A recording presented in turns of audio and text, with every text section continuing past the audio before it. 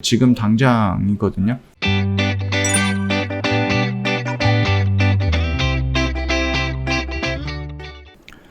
네, 안녕하세요. 허브경제TV 차우영입니다. 오늘 볼 종목은요, SK 하이닉스라는 종목입니다. 종목 코드 번호가 000660번입니다. 엔드 수익성 개선으로 해서 사업 체질을 강화하겠다, 이런 얘기가 나왔는데, 이게 전혀 새로운 얘기는 아니에요. 제가 지난주에도 리포트를 보면서 실적, 이런 부분을 보면서 한번 언급해 드렸던 컨퍼런스 콜에서 요약했던 내용들, 기억나시나요? 그런 내용들의 일부다라고 생각을 하시면 될 것 같습니다. 좀 내용을 좀 찾아보도록 하겠습니다. 낸드 플러시 사업의 수익성을 빠르게 개선을 하면서 사업 체질을 강화하고 있다고 합니다. SK 하이닉스가 낸드 사업을 이르면 올해 3분기부터 흑자 전환에 성공할 것이다라는 기대감이 나올 정도로 빠르게 수익 개선이 이루어지고 있다라는 평가이죠. 낸드 사업은 글로벌 시장 점유율 2위, D램에 비해서 많이 부족하다라는 평가를 받아왔는데, 낸드 사업 같은 경우는 D램에 비해서 상대적으로 낮은 점유율도 거론되지만은 무엇보다도 이제 적자로 이어왔다는 것이 가장 큰 문제였는데, 이게 흑자로 전환할 수 있다라는 기대감이 좀 많아지고 있다라는 겁니다. 글로벌 메모리 반도체 리딩 기업으로서 낸드 사업은 포기할 수 없었죠. 특히 낸드 사업의 부진이 SK 하이닉스의 과도한 D램 비중으로 약점으로 이어졌고요. 매출의 D램 차지하는 비중이 77%고요. 낸드 플래시가 20% 정도로 알려져 있습니다. D램 업황이 어려워질 경우 SK 하이닉스 전체 실적이 급격히 하락하는 구조죠. 그래서 1A보다는 2A가 됐죠. 그래서 2트랙으로 가는 게 더 안전하다라는 부분인데, 요거는 다들 아실 것 같아요. 일단은 SK 하이닉스 기업가치 100조 목표를 달성하기 위해서 낸드 사업의 역할이 중요하다라고 여러 번 이석희 사장이 취임 초기에 언급을 했던 부분입니다. 일단 기본기 강화였습니다.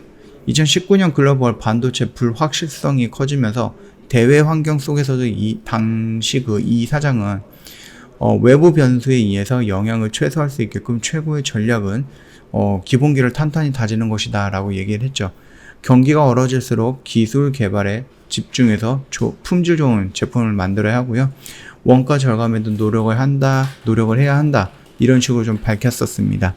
그래서 2020년 개발부터 양산까지 기술 통합력을 높이고 운영 효율성을 강화하기 위해서 개발 제조 총괄 조직도 신설을 했었죠. 이러한 결실이 맺어지고 있다라는 겁니다.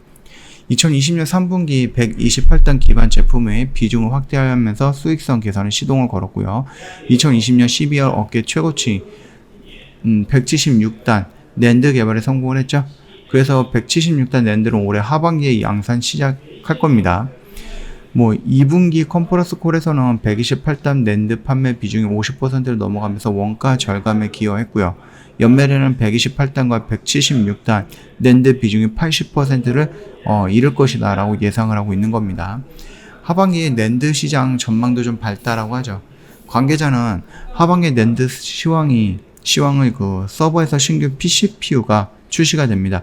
모바일에서는 5G 확산으로 인해서 신제품 출시 수요가 계속해서 증가할 것이다 라고 좀 평가하고 있죠.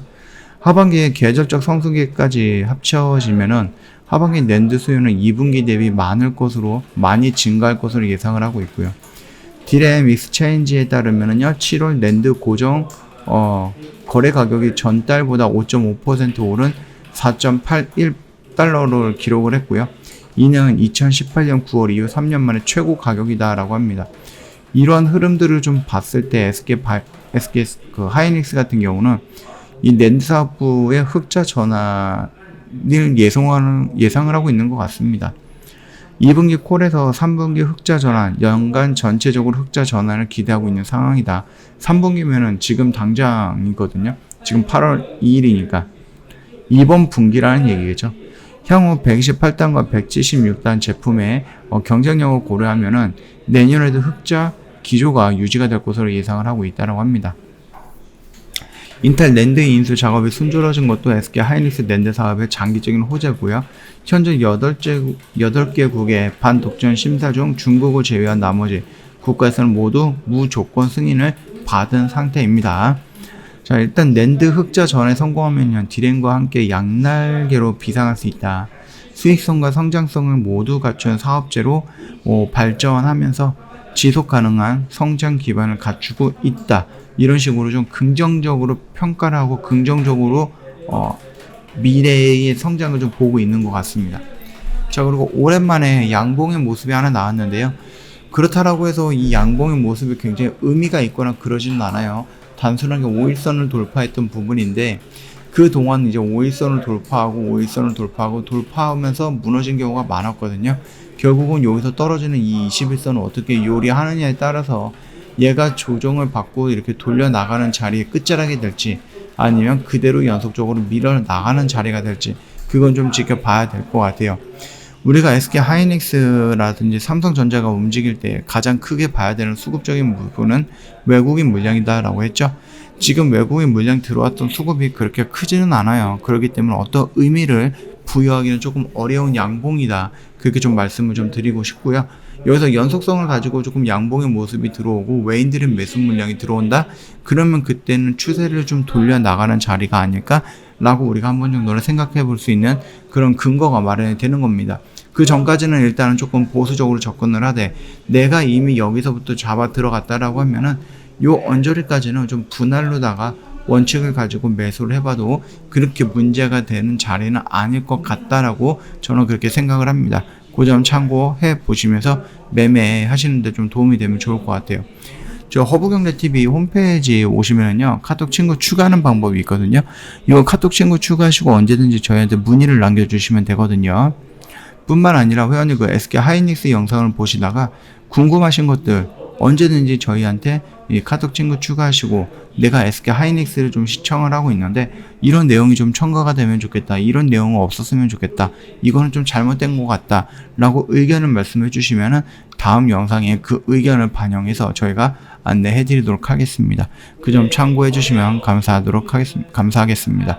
자, 오늘 영상은 여기서 좀 마치도록 하겠습니다. 영상 도움이 됐다 그러면은 구독과 좋아요 한번 부탁드리겠습니다.